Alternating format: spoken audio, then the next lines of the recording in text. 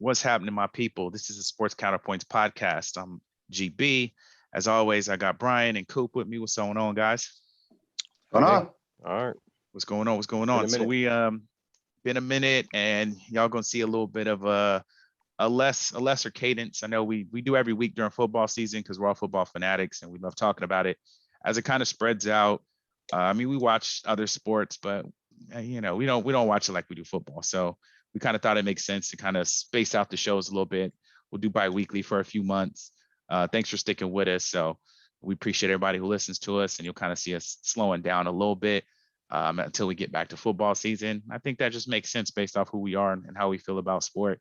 We're not faking the funk by reporting on cricket and stuff we don't even be watching and hating on that. Word to cricket and everything else, I'm just saying we don't be watching like that. So we'll see you every 2 weeks, but we're back to it. Today is February the 28th, 2024, leap year too. So we got one more day in the month, which is cool. But yeah, so today we're going to be talking about the NFL Players Association rankings that came out. They rank all the teams by the players, get to vote on 11 different categories, and we see where the teams fall. So we'll talk about the tops and the bottoms, and then also me and Coop's teams in there because we're right on the bubble, if you will. And then we'll talk about the NBA All Star game or lack thereof, a little bit about Rory, a little bit of golf, and we'll kind of go from there and bounce it around. So starting with the rankings, the NFL Players Association yearly sends the players a poll pretty much and lets them vote on 11 different categories. There's treatment of families, food and cafeteria, nutritionists and dietitians, locker room, training staff, weight room, strength coaches, team travel, head coach, and ownership. And so based off those rankings, you put all that together and you get who's the top teams, who's the bottom teams. So it came out kind of interesting to us, who the tops, in my opinion, actually who the tops were too. And then also the bottom teams were. So I'm gonna just list the top five, list the bottom five, and then let's go down. But just to kind of give a full picture of it. Your top five are the Miami Dolphins, the Minnesota Vikings, the Green Bay Packers, the Philadelphia Eagles, and the Jacksonville Jaguars. The bottom five, starting at the bottom going back: Washington Commanders rated last, Kansas City Chiefs rated next to last, the San Diego Chargers, Los Angeles Chargers, third to last. Then you got New England Patriots, and then you have the Pittsburgh Steelers, interestingly enough. So just kind of getting you guys' thoughts, man. Let's start at the top and we can work our way to the very bottom. Miami Dolphins come up first. And so that means that based on all those categories and the players, voting across the league, they're getting, I guess it'd have to work that more of the Dolphins players voted higher on those, on all. Yeah, those they got A's topics, in right? every single category. Right. A's. Mm-hmm. One, it's Miami, so I can Crazy see that. A students. Yeah, Miami's dope. It was interesting to me on the owner, because I know he got caught up. He fired Flores, and there's been some other. He's trying to tank for. Was he tanking for Tua or tanking for Burrow? Tank for Burrow. Yeah, and they ended up with Tua. Right. So you have those kind of things, but I guess that doesn't hurt think the he was players. Yeah, players don't care about that. Don't hurt the players, right? But I think part of that means they'll invest in new facilities, et cetera, put money up. But kind of, what do you guys think about the? Obviously we're not there. I've been to the stadium, but that's about it. What do you guys think about Dolphins and kind of what that says about their team and from the players' perspective? Go ahead, B. I mean, look, the Miami Dolphins, the reason why I thought it was actually interesting that they were the best is that their stadium is not all that wonderful. You were there. And it's cool. Not, it's not exactly top notch, but apparently the facilities that the team uses, which are, off campus and other places. And, they do a lot of other things. I was kind of reading through the page. You can go on the NFL Players Association page, and if you click on the team, it will actually do a breakdown and give you some points as to why they were good or bad. And, things like the majority of returning players say that the treatment of families has improved since the year before, that they provide daycare on game days, that the food tastes great, the food is also healthy, and that they accommodate all of that. The locker room, think that their lockers are big enough and that there's enough individual space. They feel like they have good training staff. So, it shows that the new owner is making an effort to make the team a destination for free agents in the future.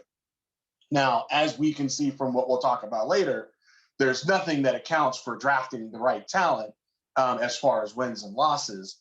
Sure. But when it comes to recruiting the free agents, I think this is a necessary part of sports today, right? And you've gotta be able to take tours, players on tours, and word of mouth is strong. This is an NFL Players Association ranking, which means this is what the players think, which means this is what they're talking about when they're chilling in Hawaii in the off season and run into each other at the beach club.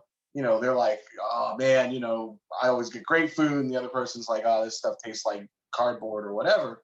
Clearly they have those conversations, and clearly that is impactful. So the only thing that I thought about when it came to Miami is I was a little bit surprised, because I don't think of them as being kind of a top-notch organization across the board. As Jason mentioned, they had straight A's, whether it was A's, A minuses, A pluses, and the one in ownership, given some of the stuff that was going on again with Flores, which worked out for us obviously in the Vikings, but that was surprising to see how much support the players were willing to give the ownership. I mean, getting talking heads in the press, all those folks, anyone else, the players are what matter when it comes to these types of perceptions. And so it's a pretty good showing for the Miami Dolphins. What about you, Jason? Yeah, I'm not surprised the Miami Dolphins got this grade, because number one, it's Miami. I don't know too many people that do not like Miami. And I think living in a place like Miami and having no state taxes, I believe that helps. Also, Mike McDaniel, when he moved from helps the 49ers, the food taste good. I mean, shit, it didn't taste bad when I was in Miami. They were ranking state taxes. They were ranking the food in the cafeteria. Right, I know that, but I'm saying just all this stuff combined. Yeah, it adds to the destination. It kind of adds to the the prestige of being in Miami. But also, I know Mike McDaniel, when he said he was leaving the 49ers, he wanted to change the culture.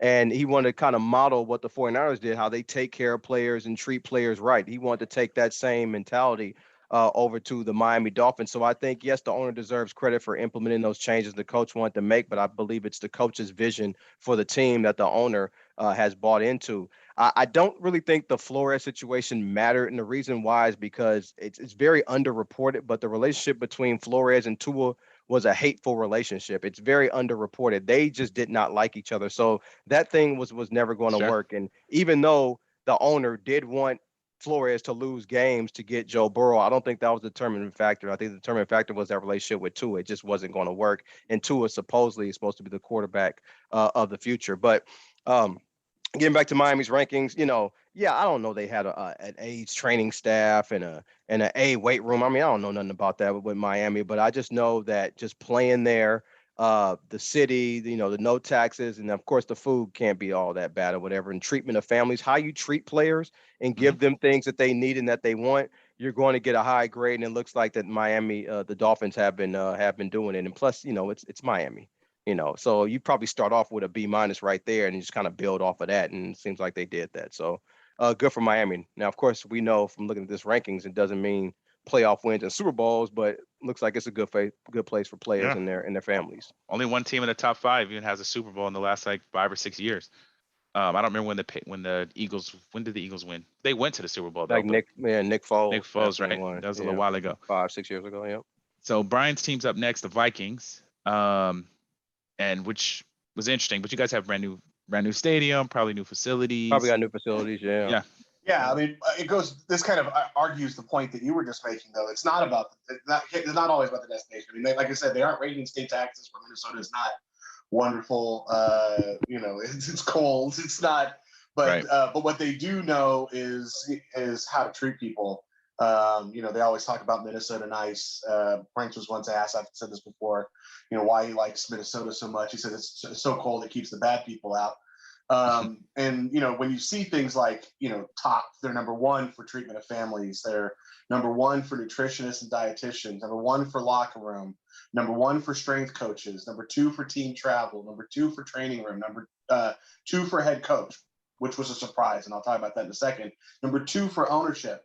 That's highly impressive to be that 1 or 2 in all but 3 of the things that were ranked.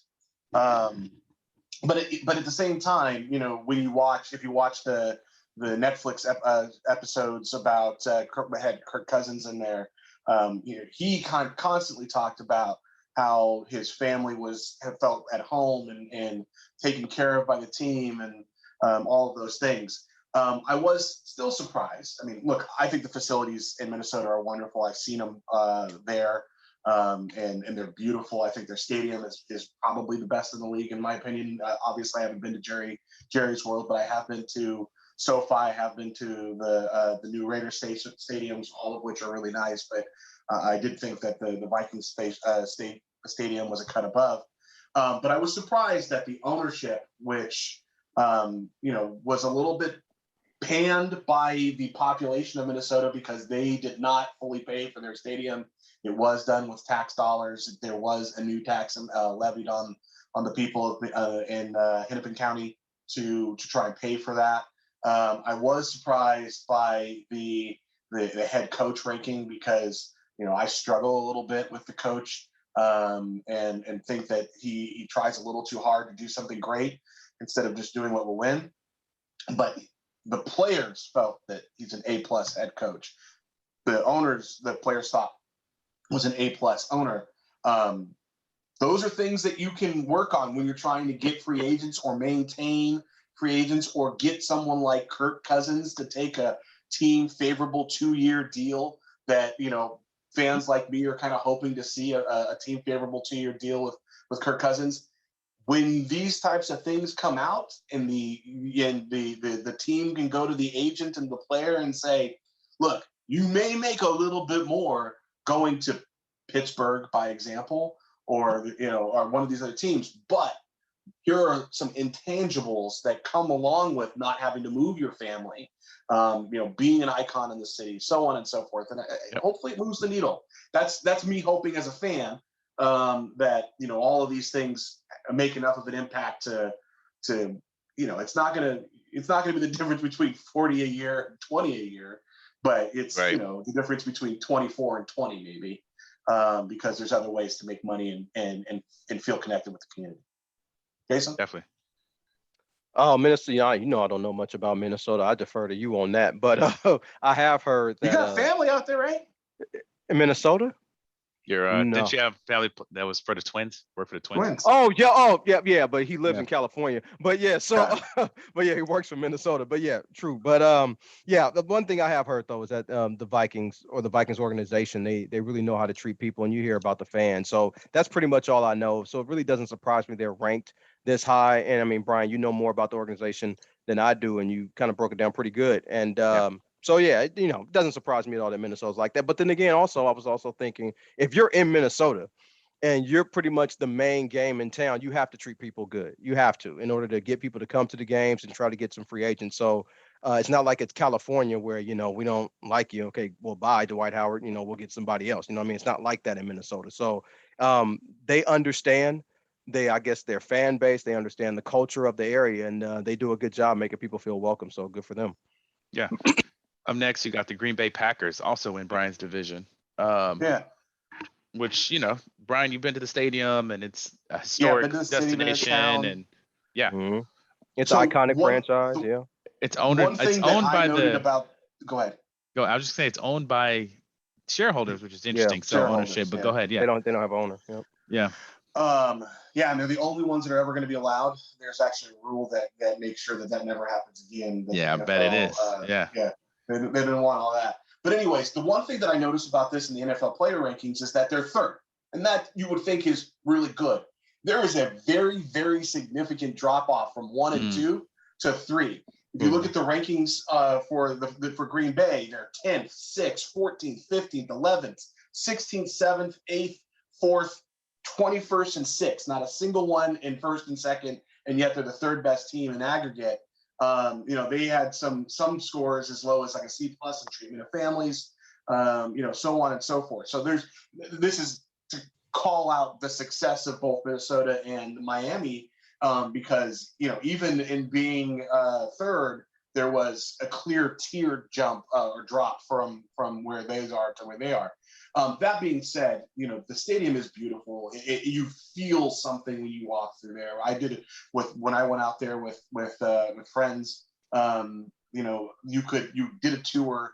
You felt like you were at some place where things happen. When they've modernized the stadium, they modernized the existing stadium, which, some other places like the Bears have tried to do, but they did not do a whole knock it down. They built sweet luxury boxes. They still have those seats where you have to get a cushion under you walk in, and they heat your beer instead of freeze it, instead of chill it in the winters. But you could feel something that was there. So I think when they did that modernization, they obviously did a pretty good job, because the training room, training staff, and locker room, and those are some places where they get some grades, some of their better grades. They obviously have to work on some things with the treatment of families, and because that's where they are lowest. But the other thing was, I thought that was just interesting as head coach. B+ is good. Obviously, they showed it had a great season this past season. I am still just very, very surprised that Minnesota was number 2 in that category. And one of the things I obviously want to compare to the other teams in my division and our division is head coaches and ownership, because that kind of gives me an idea of what the next, hopefully, 5 years will look like. They should have GM on here as well, but they skipped that one. But anyways, it's good to see another team from the division in there. I can understand why, because a lot of their higher rankings are facilities, and that's been modernized of late. And the entire town is dedicated to the success and support of the Green Bay Packers. And that makes a lot of difference, because if the food in the cafeteria sucks, you can literally walk 2 blocks from the practice facility, which is 2 blocks from the stadium, and you are on their restaurant row. And there is not a place that those players can't eat for free if they want to. And it's you have the stadium, you walk 2 blocks, you have the practice field and the practice facility, you walk 2 blocks, you have a restaurant row. And we're talking little blocks, not big blocks. Nice. Yeah, for Green Bay, I wasn't surprised to see them, because they're an iconic franchise. And it seems like they would do whatever they can to maintain that status. Even if you're not winning a Super Bowl, still you can still have that prestige and still be an iconic franchise by just winning games and I guess doing all the things that successful franchises do. So it didn't surprise me to see Green Bay at number 3. That's pretty much all I got to say. Brian pretty much summed up all the rest. I will talk more about some other franchises and other grades that they got, but Green Bay doesn't surprise me. Top 3 doesn't surprise me right now. Yeah, and then number 4 is the Philadelphia Eagles. So I don't know, like to Brian's point, if the drop off is even further, but it's another team that's been well the Eagles. That's another one. So far, all these teams are playoff teams too. Playoff teams. Yeah, Howie Roseman. I mean, if you know anything about Howie Roseman, he knows how to wheel and deal, but he also knows how to treat players as well, or actually run a franchise as well too. So it doesn't surprise that the Philadelphia Eagles are in the top 5. They've been a successful organization, for a while. Yeah, for a while. I mean, yeah, they might have a year or two, they might drop off, but it seems like they always seem to, bounce back and get in that playoff picture. Just looking at their grades, I see A's and B's all across the board, except treatment of families, which is a C. And I don't know if that's the Philadelphia Eagles problem. Is probably because they're just in Philadelphia. I mean, that could be an issue too. Dealing with half the population that can't read to a 12th grade level. I'm not saying families should be visiting there. That's just me. There's no point, man. The other part is like a lot of this family thing is like they have a family room at the stadium. They don't provide on-site daycare for players' families and the kids. A lot of it ties into game days. Yeah. But can your family bring the children? Do they have someone to watch them, or you got to? Well, yeah, you're not gonna have Big Dom watch all the kids. So I mean, the fights in there. Exactly. But yeah, so I mean, treatment family is good, but I mean, if you can't provide daycare, you can't provide daycare. But yeah, so again, this is the 4th team we talked about. 4th team, I'm still not shocked. Is ranked in the top 5 overall in NFL. And but yeah, Howie Roseman, I think that goes back to Howie Roseman, the culture that he's set in Philadelphia. And, they've been a successful franchise for a while. Well, what do you think, Brian, about the Philadelphia Eagles being ranked this high? I was actually really surprised that the Philadelphia Eagles are up there. I mean, there's a lot of teams that I would have thought might have been higher up than them. The Philly has never been a team that you hear a lot of chatter about how wonderful the team. Remember, I'm taking the city out of the conversation. The team treats their players. There's never been, T.O., Donovan McNabb, any of these other people who have been there historically coming back and going, what was awesome was this and that. You have heard it about some of these other teams long term, and you even hear it about teams right now. Like there are teams where they're like, one of the nice things about the team is they do this, that, and the third. I've never heard any of that chatter about Philly, but it's still great that they think that way. And obviously there's a lot more access to what goes on in the Philly locker room because of the Kelsey brothers doing their big podcast where they talk a lot about what goes on in the locker room and they talk about more about the events and not necessarily the food and daycare and all that kind of stuff. So I was really surprised to see that Philly was there. But it's awesome that they're there. It's awesome that they have those types of rankings and congratulations to them. They've obviously deserve it and earned it. Yeah, definitely. Yeah. Then number 5, kind of interesting to me, the Jacksonville Jaguars. That's a shock. That is the first shock, especially how they didn't even get a cart to bring old Trevor Lawrence off. He said he didn't want the cart though. He didn't want the fans to freak out. He didn't want the fans to see him. Yeah, is what I heard, Coop. You know how that spin goes. Yeah, but yeah, true. Yeah, Jacksonville. Yeah, it's surprising. Jacksonville is one of those teams. The only NFL franchise I believe that should not have an NFL franchise is Jacksonville. It's probably be a candidate to move, to England pretty soon. But I was just shocked. I just don't hear anything about Jacksonville. Every time you hear something about Jacksonville, it's like, okay, yeah, it's Florida, but it's Jacksonville. Or during the Super Bowl, they didn't have enough hotels and they had to have people on boats, and they didn't have enough boats. They didn't have the infrastructure. It's like you don't hear things about NFL-ish type things about the Jacksonville organization, period. That they're not really high on the owner or anything like that. You never hear any good things about the organization. So it's like to see Jacksonville up there, it's like, players actually like, being there or whatever, or going there. So that was a shocker to me. I still don't know anything good about the whole Jacksonville organization. Brian, have you heard anything good about them, or are you not shocked that they're ranked in top 5? I was surprised by this, but I also know that the ownership is new, that he's got, FU money. And FU money goes a long way when it comes to being able to do things, which is why it also surprised me where they got their low score, which is treatment of families. And some of the players even said that they did start offering childcare, but they didn't think it was unreliable and not even worth bringing their kids to. That's a weird thing for a team with that kind of, with those types of resources to have to allow be an issue. I would expect that in the coming up that would be one of those things that gets fixed. And then, the rest of it, it's A's and B's, and that's what you're supposed to have if you have an owner with that kind of resources. And ownership was considered third best, and it had an A. And that's a pretty key category when you're ranking teams to support the ownership. I'm surprised that the ownership got that ranking because there has been plenty of talk about the ownership, being a little flighty and always wanting to change everything, and not clearly supporting the coaching staff, or not supporting the coaching staff, and kind of being all over the place. So there was a little bit of surprise there, but congratulations to them. That's great, wonderful for them. It's obvious that being wealthy and being a wealthy owner gives you the opportunity to improve your grades here. So, some of these other teams that are either stuck in the middle or even at the bottom, as we'll talk about in a minute, they have an opportunity to kind of step it up. It is worth noting that some of the richest, owners are at the bottom of these lists. So, yeah, let's I know we did top 5. We always kind of do our teams, right? Mention our teams. So the Niners were number 6. Yeah, that doesn't surprise me either, because Shanahan and York or whatever. Well, especially I would say York wanted to change his tune about how he treated people, players, coaches, whatever. Past that Harbaugh thing. I guess he's kind of grown since then. So he's trying to, make the 49ers a more, friendly organization. They're number 6. Looks like they got a C though in training room, and that probably was their detriment. And team travel. Yeah. Yeah. And you gotta have a roommate. Some players have to have a roommate on game when they travel for games. Yeah. Okay. That's what that ties into.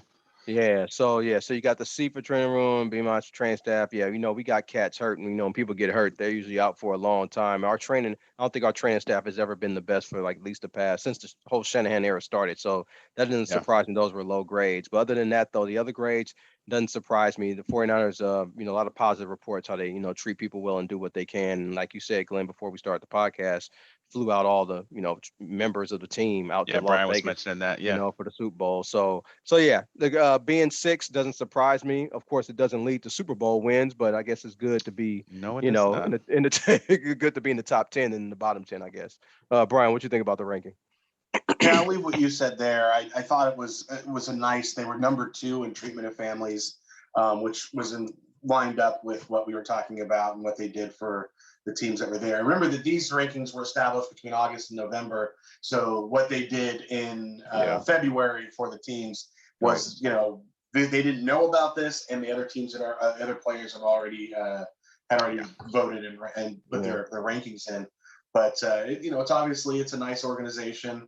Ownership was top 10, and so those are things that you can build off of when you also have talent, which they have been able to find. Definitely. And the Raiders came in 9th, so top 10 there. Like Brian said, this was early in the season, so I was mentioning this in the group chat. I feel like Josh McDaniels was the lowest rated head coach out of all of it. So getting like an F or whatever brought the ranking down a little bit. But the facilities are new. Yeah, still was 32 out of 32. The new facilities. They said that the food's pretty good. New training rooms, staff's all right. So that's good. I think it's good stuff to build on, like Brian said. So I don't know if y'all have anything else on that, but otherwise, let's go to the bottoms. Yeah, no, I just thought it was interesting that on the head coach, they talked about some of the things that they didn't like about Josh McDaniels, and one of the things was how he wasn't efficient with their time. Yeah, I heard that a lot.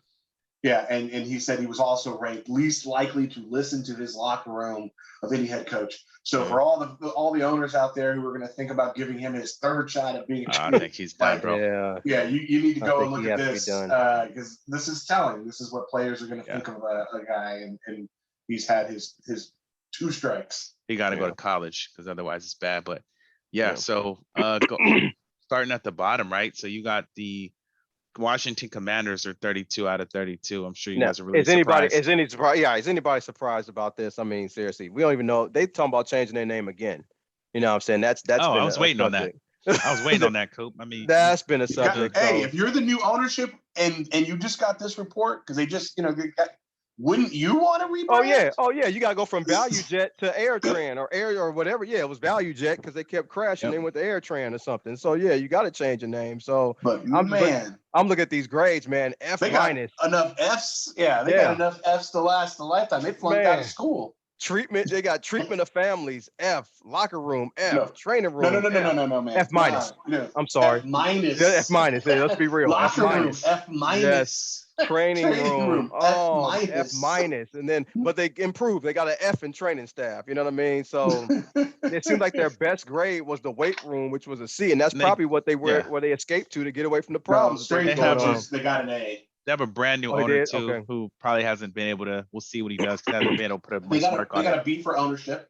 Yeah. Oh, yeah. Okay. It can change over time, but it's not. We all knew it was bad already. Yeah, I don't think anyone's surprised by the fact that they were at the rock bottom. But look, the ownership grade of the 18th or a B, means that there should be some hope that a rebrand and reestablishment of what the organization's about can hopefully move them in the right direction, or not. Look, someone's always got to be at the bottom. Mm-hmm. Why not let it be them? Yeah, they deserve it. They've earned it. I bet you, if at some point in time in the last about 7 years ago, if we looked at the same rankings, if you want to go up and see it, Detroit would be at the bottom. Yeah, that's fair. Probably, yeah. No, that's hey, that's how it goes and turns around, right? This one was interesting to me. 31 is the Kansas City Chiefs. Yeah, go ahead, B. Start with that one. Yeah. So I would say that I was surprised because, they've been winning championships. They've been part of the conversation. But when you think about what they're actually talking about and where they ranked the others. So by example, head coach number 1, and that's Andy Reid. That is also not a surprise. Ownership, dead last, F-, 32 out of 32. And I was a little bit surprised that it was that low. I knew that Hunt wasn't well liked, but to be the worst of the worst is kind of iconic. And they're bad across the board again. They just got tons of Fs. They got 1 A, and that is the head coach. There's one bright, shiny thing, and yet what this proves to all of us is there's no replacement for talent.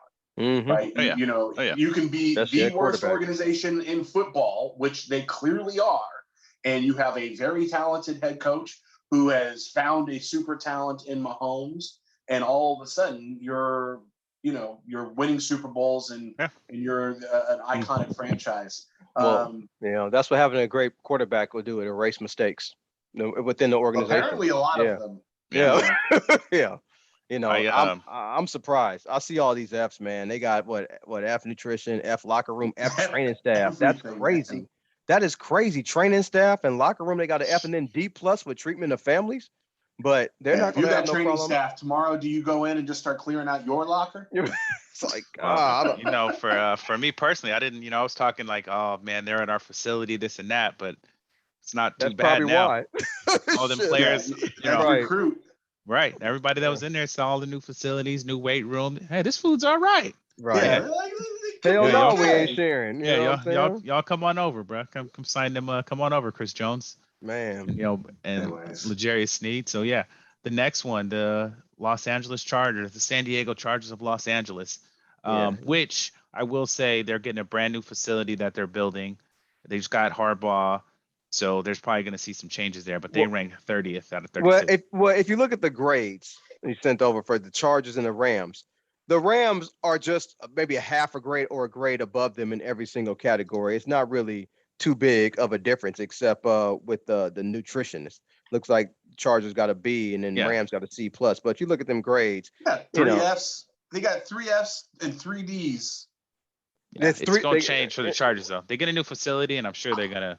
The Chargers are the Clippers. So I mean, it's second-rate team, playing behind the Lakers too. And the Rams, and they're changing too. But I don't know, Brian. You're in Southern California. I'm not.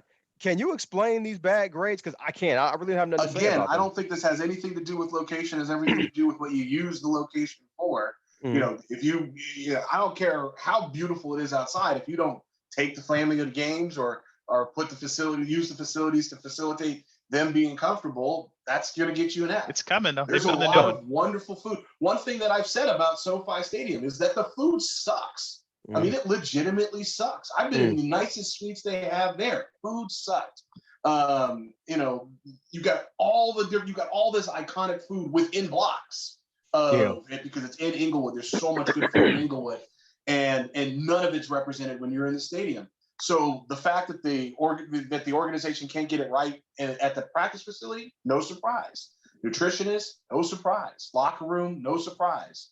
I would say if it's the locker room at the stadium, I am surprised because they did build that so that both the Rams get their own and the Chargers get their own, and then visitors get their own, as opposed to some stadiums in the past, they would have the visitors stay in the home team that wasn't using it that weekend. Yeah. That's not the case there. So I would be curious as to why the locker room is so low. I mean, they Chargers got an F. Chargers got an F and Rams got a D+. It's definitely something wrong. Yeah. Yeah. They say it's not big enough. And they got all the room in the world. Half the stadium is built underground. So they've got plenty of places to continue building it out. There was no reason why they couldn't. Oh yeah, I guess they just wanted to stretch the budget a little bit.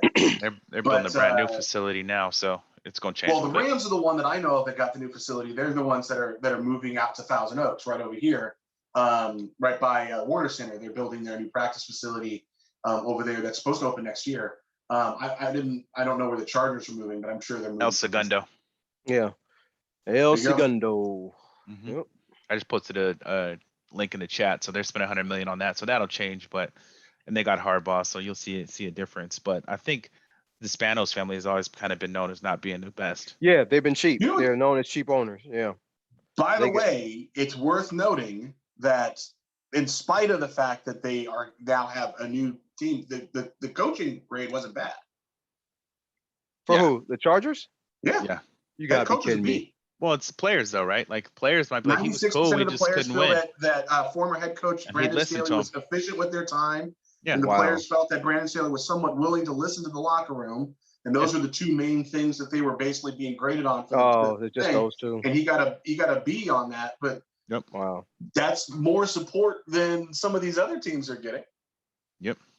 Brandon Staley. We'll talk about him later. He's unemployed. So in contrast to Josh McDaniels, if you were going to give Brandon Staley his second chance and you looked at this, you might cut him at least a little slack in a couple of years, hopefully after he's worked his way back up the ranks and figured it out, proven that he should deserve another opportunity. The next team was the New England Patriots, which, with Robert Kraft and Belichick and all them boys, kind of interesting.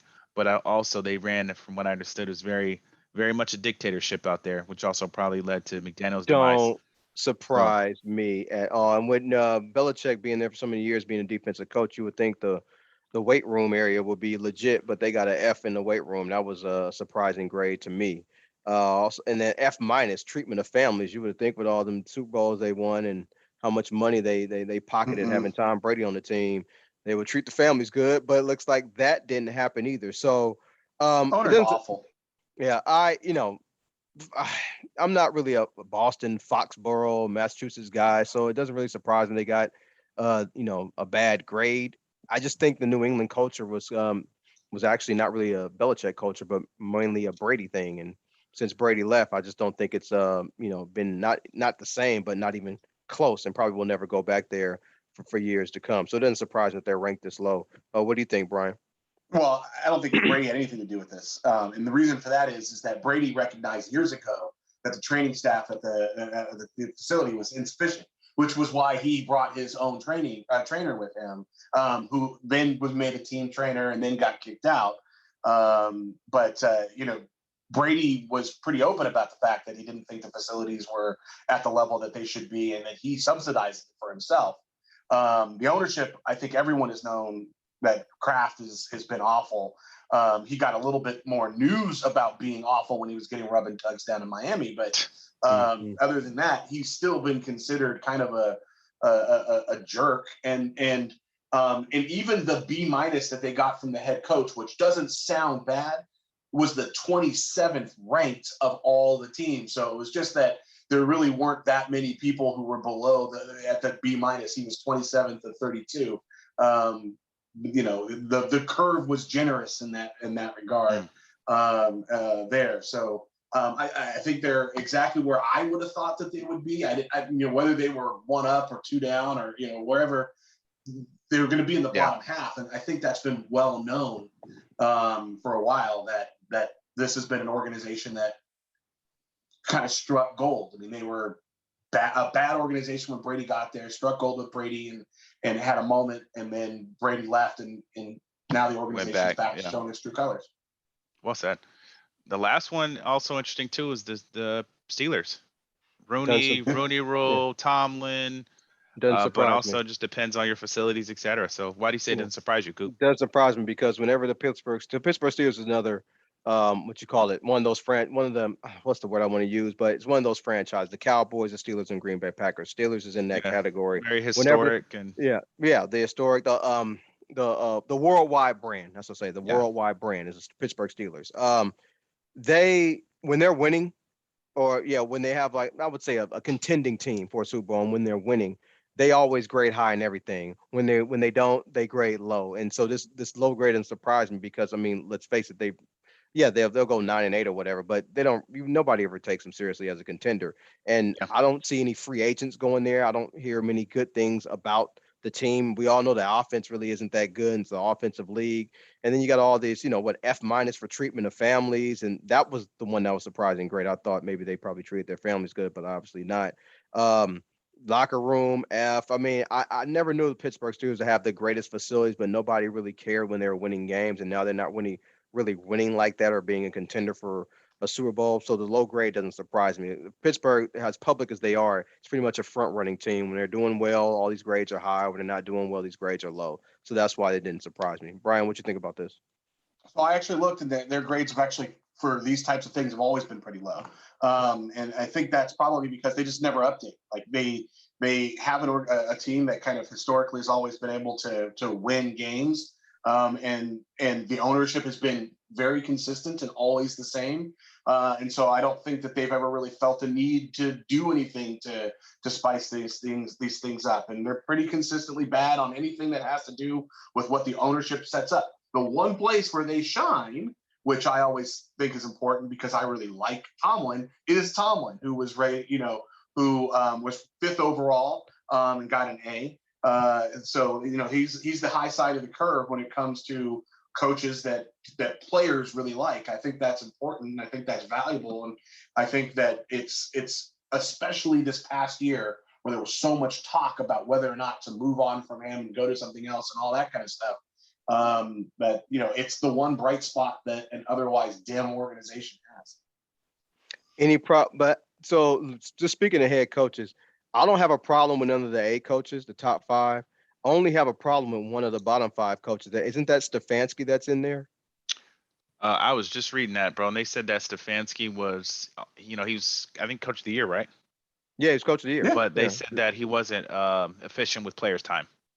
So if you keep, you could be a great coach, but if you keep us in, if we're in meetings until 8 p.m. every night, you're not going to have great rankings. And that's remember, this is just players' opinions and players. Yeah. Like he got that because he did what he did, from a record standpoint and being able to. And obviously, I thought Stefanski was the guy for that reason, but I can absolutely understand. If you are him and you are going through your 3rd quarterback, that's all I'm about to say. You're like, hey, offense, I got to figure out how to make Joe Flacco stay upright. Right. We're gonna study this tape a little bit longer. Right. That may not be the thing that players like, but it ultimately led to success. And again, this was done in November before they had officially made the playoffs, where they had to kind of sneak in the back door. And they were in the beginning of their hot streak, which got them into the playoffs and so on and so forth. So, maybe those players might have been a little bit more forgiving if they got to see the end result. Yeah, and plus he's going through 3 different types of quarterbacks, going through Deshaun Watson, PJ Walker, I think maybe another one, and also Joe Flacco. You're going to have to spend extra time trying to get that right. So I get the player's perspective, but also get the coach's perspective of spending more time trying to get it right. So yeah. But if you look at the top coaches, so for those of you who aren't looking at this right now, you have, I think Chiefs was number 1 and Vikings were number 2, Lions were number 3. And then with the next kind of top of that list was 49ers, Dolphins, Cowboys, and Bills. That's mostly what I would expect. I just thought it was very interesting that the Detroit Lions is already being recognized by the players. I don't think anyone's surprised that the players absolutely love their coach. But if you're talking about like tacticians of the game, I'm definitely not putting this guy in the top 5 because he's not really a tactician. But I get why the players like him. Yeah. I get that. Doesn't surprise me. The players like him. Right. It doesn't surprise me at all. Word. I don't have a problem with the top 5, to be honest with you, as far as players' perspective. Any last thoughts, or? No. All right, let's slide. So real quick, man, I just want to get y'all thoughts on the All-Star game. One, we talk about this every year for the NBA. Did you watch any of it? Did you turn it on? Did you care about it? Did you put it on a side TV and listen? Did you watch a highlight? Did it have any impact on you? Brian, I'm going to be quick. For the 2nd straight year, I didn't watch near festivity of the NBA. Didn't watch the All-Star game. I didn't watch the light 'em up contest, whatever you call it now these days. I didn't see the dunk. I didn't see none of it. I saw the highlight of a couple of dunks Matt McClung did later, maybe a couple of days later. Other than that, I didn't watch anything. I'm like most Americans, most people in America don't watch the NBA. I just can't do it.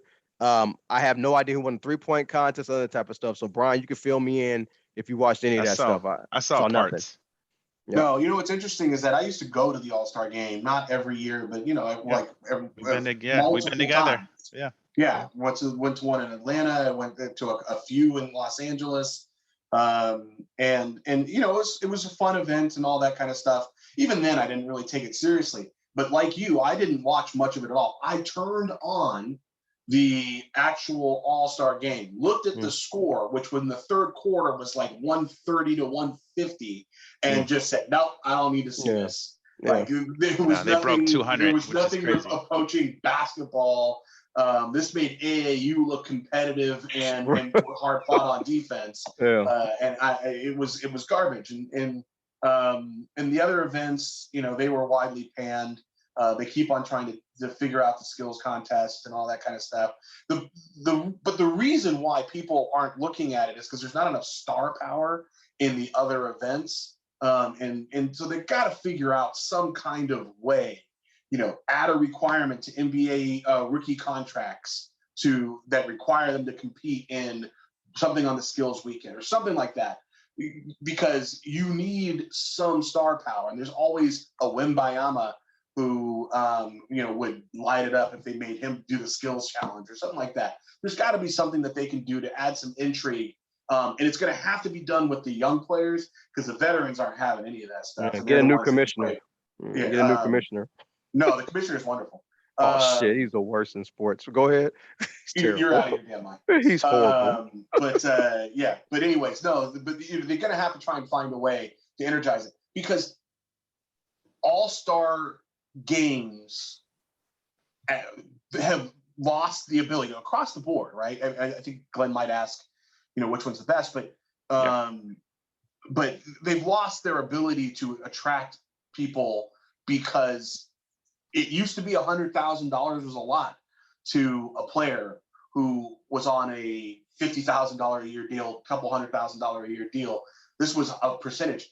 Now, most of these players have game checks that are more than what they get for winning the All-Star game and giving up an entire weekend and all that other stuff.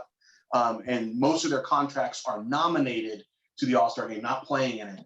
And so they've got to find either a way where they add more money or do something to try and to move it. I think it's going to be with the youth, but that's just my opinion. Yeah.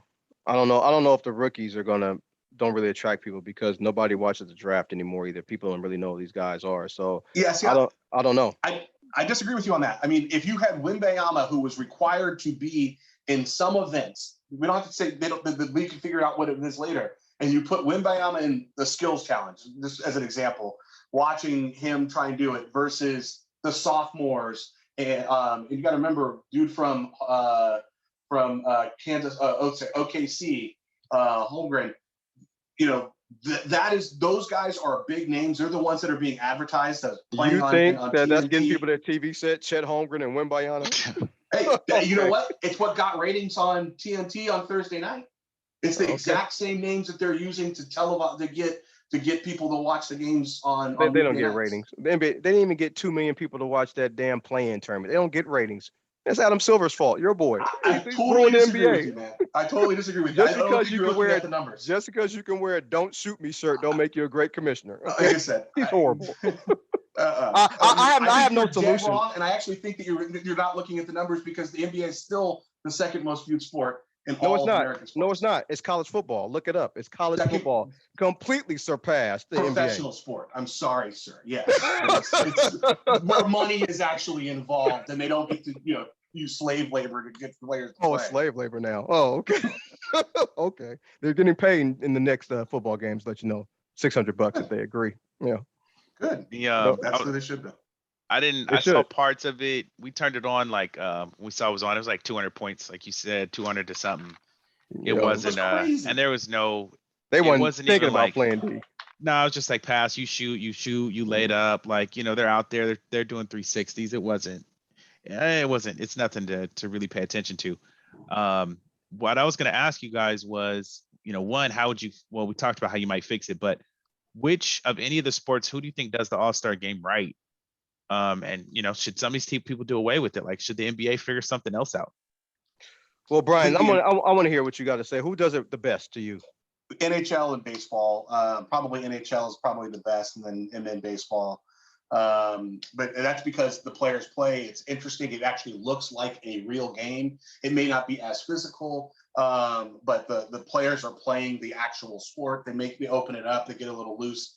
And it's still interesting to see because you can see the skills and physicality of the players at the time. So, it's definitely that. And then Major League Baseball has kind of figured out a way to make it valuable by having it they used to have it so that it had some impact on who was the home team for the World Series, but they do something to kind of make it so that players want to play and engage in that.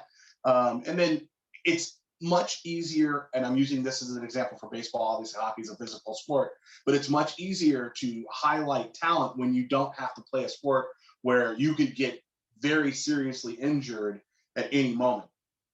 Basketball, football, those sports have high risk injuries.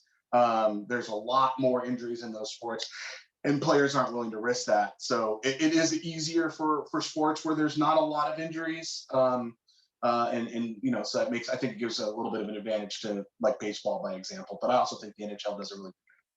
I would say the home run derby has stood the test of time also. It's iconic all the time. Yeah, I actually watched that, and they changed the format for that, and they've added rounds and pitchers and put kids in the outfield and all this other stuff. And that's what makes makes it kind of interesting in that regard. Yeah, no, definitely. It's been very I think the home run derby compared like the dunk contest used to be, it was Jordan, it was Dominique, it was Kobe, it was like a big deal for a long time, and it kind of lost its allure. But the home run derby kind of always stood the test of time. It's the money. Yeah, and they actually, most people blame LeBron for that fall off because when he said, "I'm not going to do it," that was the end of players at least feeling some big stars. Yeah, obligation. That was money. Right now they make too much money. What's the point of making $35 million a year in the participating dunk contest? Back then they weren't making that kind of money. They were all fighting for that small piece of pie. There's no Kobe reason made to fight that kind now. of money. No, Kobe was a rookie. That's when LeBron was the first rookie to say, "I'm not going to go." A big star name who said, "I'm not going to compete in the dunk contest." I don't look at LeBron being a fantastic dunker, but I guess that's just me. But I don't want to see LeBron. It was about. He's creative. He's creative and big enough. He'd have won. But yeah. What do you think? The best All Star game to me is baseball. Baseball is the best All Star game because they actually have their stars out there. And the pitchers aren't throwing softballs. They're not throwing, lobs. They're actually trying to strike the other guy, the star, the other team out. So to me, that's now they added, the home field advantage, which I really don't care about. I guess that's just a caveat to it. But stars are actually trying to get other stars out, and they're trying to hit home runs off of other stars. They're actually trying. The effort is there. And then number two would be NHL. It's not as physical as a real game, like Brian said, but they're still out there playing. But baseball by far does it the best because you just can't go out there and just start giving up home runs left and right. You know what I mean? You actually got to try to get somebody out. The worst, I was going to say it was the NFL, but now it's absolutely basketball because they played no defense for 4 neck quarters. And neck. Yeah, usually they play defense in the fourth quarter. They don't play a game in the NFL anymore. Yeah, I think it's like flag or something. NFL at least had like their skills challenge is kind of fun. You got the quarterbacks throwing. They tried to spice it up, but right. I agree. But basketball is like I don't even know these people to participate in the skills challenge, and the people you do know playing in the All-Star game, it's like Brian said, you make AAU looks like a great defensive league, and that's really, really bad. So I just think the All-Star game this year was a very poor showing for the NBA. That was really bad. I didn't hear anything good about that. I do like how the MLB All-Star hats that come out too, like merchandising wise. Their stuff usually comes out kind of dope. I'm one of the few. I mean, Coop, you always have a hat on, but I'm big on the hats. That stuff comes out. Mm-hmm. The NBA, they try and come out with the jerseys. You see a few All-Star jerseys, but it's not like you see more Magic. You remember the old Magic All-Star you see the older jerseys more than new ones, right? Yeah. Like it's not. They're trying to sell jerseys, but at this point, the NBA is doing so many city jerseys and new courts, and like they're trying too hard on the merchandising. It feels like so. It just hasn't worked. So we'll see what they do. Speaking of NBA, Brian, you mentioned the Lakers had a crazy comeback while we were on the phone. Oh yeah, man, it was just cool because we were talking and in the doing the show when they won. They came back from a 20 I just assumed they lost. Deficit. Okay. They were down 21 points at one point, came back late in the fourth to beat the Clippers. Oh, awesome. Of all teams, too. Nice. Yeah. Nice. It's great to beat the Clippers all the time, anytime. And most importantly is that the Clippers are actually playing really well. So it is actually a good litmus test for can they beat good teams occasionally. Apparently they couldn't, though. They were getting smoked the whole game. Oh, but Kawhi that's played, a hell too. of a comeback. That's a heck of a comeback. I know Kawhi plays games. He played. Yeah, sometimes. He's actually played most of the games this season, I think. Right? Okay, George didn't play this game. Clippers going to be interesting, man, over time. It's new stadium and stuff. I'm very curious to see what happens. I don't know if they're going to be interesting, but they're going to be the Clippers. I'm gonna tell you something. Glenn. They won't win the title. They'll be the Clippers. It's very possible. Brian will be at the stadium before us, so I'm curious to see how the new stadium is. The tickets are cheap, Brian. You gotta go. The Lakers are going. I will not. The only time I will go see Clipper games is they're playing the Lakers, man. Yeah, and someone's gonna take you, and you'll be able to tell us how it is. But the number of times I turned down Clipper tickets is numerous. Sure. I'm very curious about how it's going to look with that. And then I don't know, Coop. Last time I went was because Derek knows someone who's one of the part of the team. So we went so he could hang out. Yeah, if they're going to, if you're going to win a championship, it's going to be getting more and more open. There's no consistently dominant team. Yeah, exactly. Consistently dominant team. So it's going to be interesting. But it won't be the Clippers. Just look at the history of the NBA. It's been going on for 80 years. I mean, law of averages say they'll win one eventually. Right. It's still going to be a while. Milwaukee won. The Warriors won. You got to, sometimes things line up. All right. So kind of last topic, we mentioned Rory. And Brian, give us a little quick talk, Rory McIlroy for the golf fans. I just think it's really interesting. If you're a golf fan, it's a really interesting time because Rory, who was at the head of the spear, that was going after Liv earlier last year, is now rumored to be thinking about accepting a $700 million deal to go join Liv. Me too. But I also think, and so before we call him all 6 different times a hypocrite, I also think that he's smart enough to know that they're pretty close to a deal that's going to probably allow the Liv players to play back in the PGA, at least to some extent, and so. This may be one of those real nice cash grabs where he signs on Tuesday, and then 3 weeks later, before he's even played in his first Liv tournament, they're already talking about how the Liv players can get back in it. But anyways, it's just an interesting rumor that's swirling around. There was another player who went to Liv, and they haven't still taken many great players. They've taken, Gus and DJ and then obviously John Rahm. But for the most part, most of these players are kind of C-list, not necessarily even B-list. It was really one other piece of cannon fodder for the gossip is that it was Joaquin Newman, who's part of Liv, was talking about how if Rory were to finish his Grand Slam by winning the Masters, with the players from Liv not allowed to play in it, this is before the rumors broke, that it would have an asterisk on there, and everybody just came out and clowned him and said, man, nobody thinks of you as the guy that he needs to beat in order to earn his stripes. Yeah. Like, there's literally outside of Rahm and Johnson, there's really nobody in the Liv Tour who is a real serious threat or contender for Grand Slams at this point. So that's all just a joke. But it will be interesting to see over the next few weeks whether or not Rory goes. And there's a little bit of a rift. He apparently removed himself from a group chat after talks were breaking down, and there was actually talk of canceling the deal with Liv because they got the money from the players, which was backed by Tiger. So there's a lot of stuff that's intrigue. And for fun, next week on Wednesday, Full Swing 2 comes out, which if you didn't see Full Swing 1, it was actually really good. That's the documentary about the in-season play for golf. Yeah, it's not bad at all. It's going to be interesting. That money talks, though. $700 million will change a lot of minds. Yeah. Right. Especially if you have inside information that they're not far from signing something to let you back in the PGA. Phil and them had no inside information. They said I got inside $200 million. Well, they gave Phil a bill. Yeah, give me that cheese. I'm out. All right. So thanks, guys. As always, like we said, we're going to start doing a 2-week cadence. So appreciate everybody who listens to us and checks us out. We're at the last couple segments of the show. Minute to win it, or just kind of a chance to say whatever you want. Actually, no. So we always go hogwash first. Excuse me. Yeah. So hogwash segment. Brian created this after calling something a bunch of hogwash. We all laughed and said, let's make that a weekly segment and give us a chance to kind of talk bad about something for a minute. So yeah, y'all, if y'all got anything, go ahead. My hogwash goes to you, Glenn, because it's going to flip to something else. It goes to you, Glenn, because you always say whenever me and Brian talk about a coach or player or somebody we don't like, he always ends up on our team.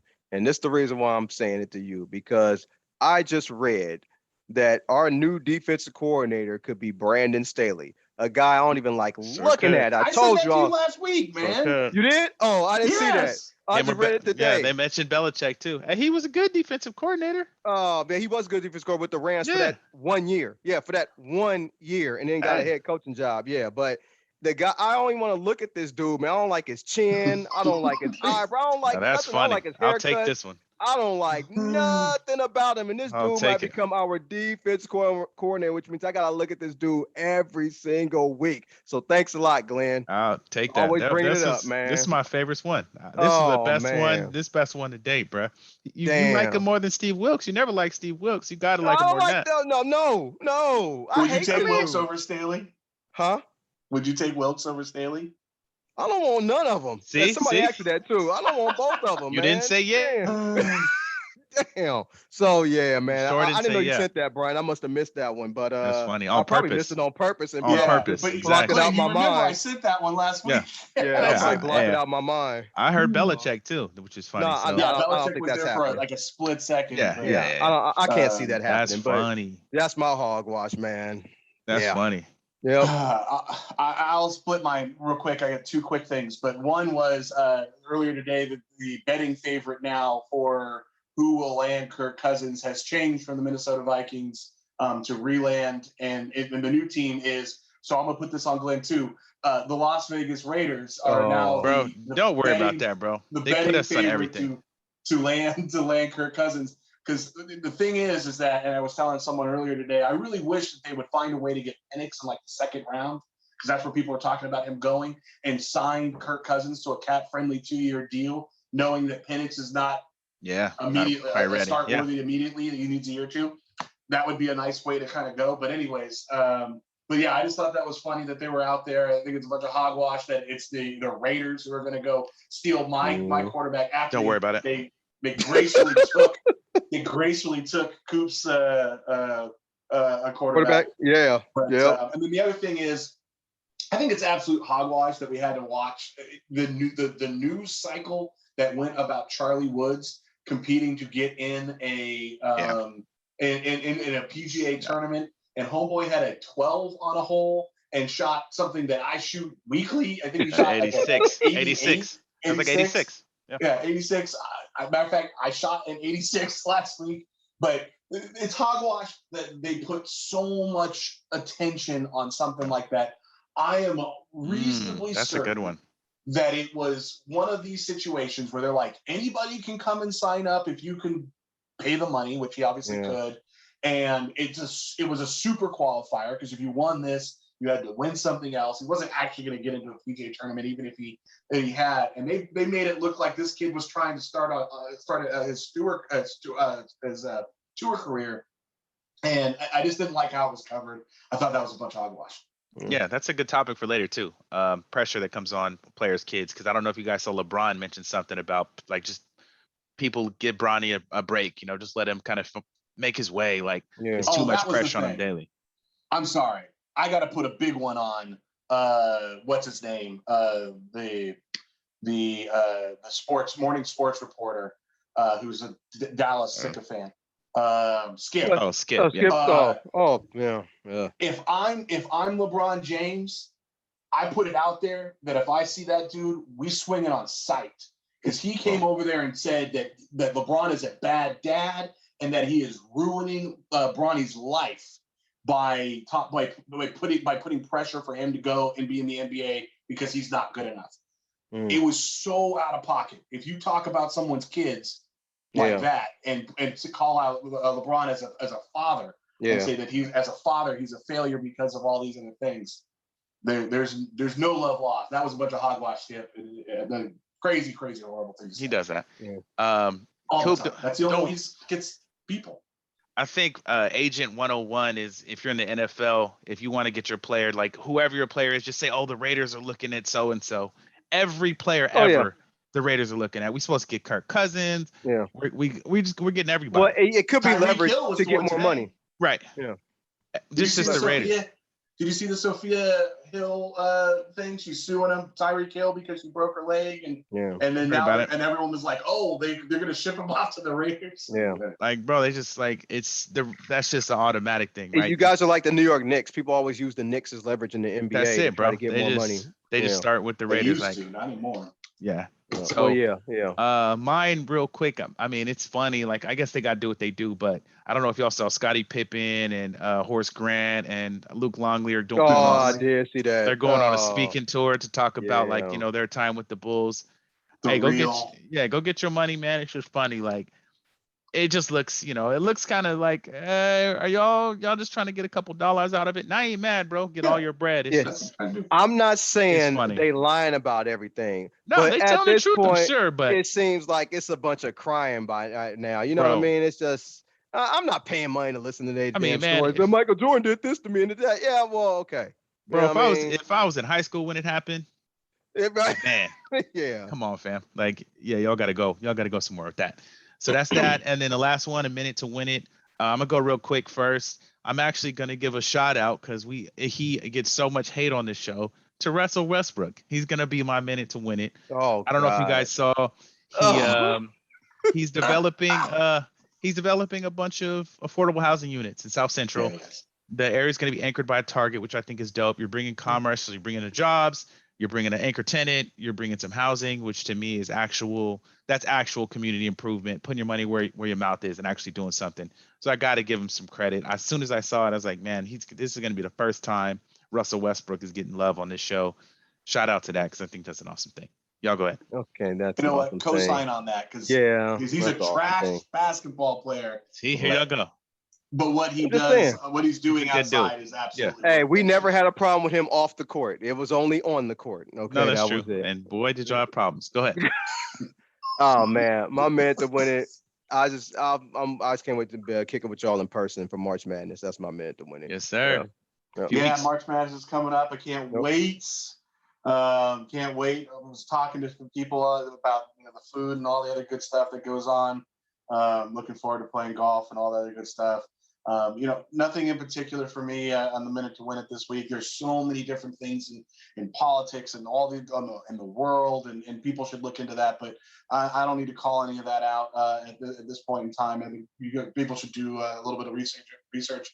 And then rest in peace to Richard Lewis, who was famous for Curb Your Enthusiasm and many other shows. He passed away today after several health issues. Mm-hmm. Definitely. Respect. We'll catch y'all next time. Sports Counterpoints. It's February 28th, 2024. And we'll see y'all in a couple of weeks. Thanks.